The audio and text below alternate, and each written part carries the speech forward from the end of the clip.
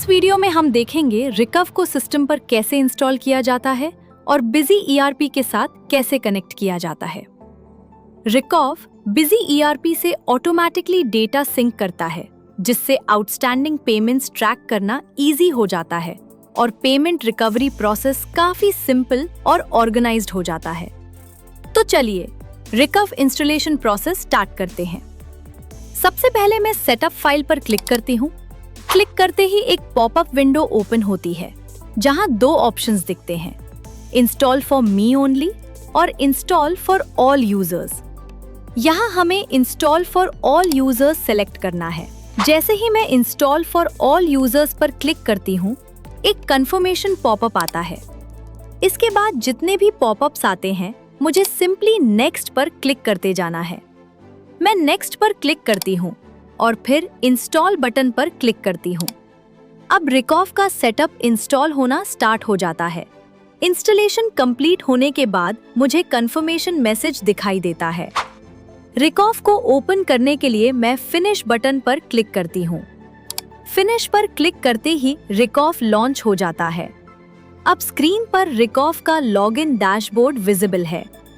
यहाँ मुझे अपने रिकव क्रेडेंशियल्स एंटर करने होंगे। मैं क्रेडेंशियल्स फिल करती हूँ और उसके बाद साइन इन पर क्लिक करती हूँ। साइन इन करने के बाद अगला स्टेप है डेटाबेस सेलेक्ट करना। डेटाबेस सेलेक्ट करते वक्त हमें ये चेक करना होता है कि बिजी ईआरपी का डेटाबेस माइक्रोसॉफ्ट एक्सेस में है या एसक्यूएल सर्वर में।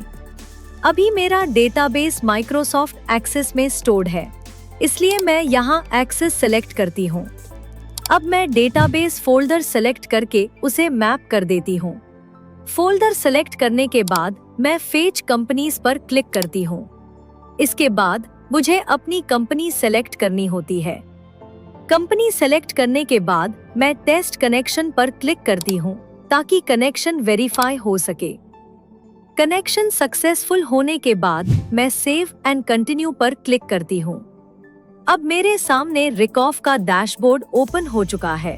डेटा सिंक होने के बाद यहाँ मुझे कंपनी के टोटल लेजर्स की डिटेल्स दिखाई देती है। जैसे अभी मेरी कंपनी में 89 लेजर्स है और ये सब डैशबोर्ड पर शो होना स्टार्ट हो गए हैं। अब मैं लेजर सेक्शन में जाती हूँ। लेजर सेक्शन में आने के बाद मुझे डिफरेंट लेजर ग्रुप्स दिखाई देते हैं। यहाँ मुझे वो ग्रुप सेलेक्ट करने होते हैं जिन्हें मैं रिकव डैशबोर्ड पर सिंक करना चाहती हूँ। मैं ऑल ग्रुप्स में से रिक्वायर्ड ग्रुप सिलेक्ट करती हूँ जिन्हें मुझे सर्वर डैशबोर्ड पर सिंक करना है। इसके बाद मैं सेव फिल्टर पर क्लिक करती हूँ और फिल्टर को रीनेम करके सिलेक्ट कर देती हूँ। बस इतना करने के बाद जैसे ही मैं डेटा सिंक पर क्लिक करती हूँ, लेजर का पूरा डेटा सर्वर डैशबोर्ड पर सिंक होना स्टार्ट हो जाता है और इसी तरह रिकव की इंस्टॉलेशन और डेटा सिंकिंग प्रोसेस कंप्लीट हो जाती है। नेक्स्ट वीडियो में हम देखेंगे कि सर्वर डैशबोर्ड को कैसे मैनेज किया जाता है। Thank you for watching.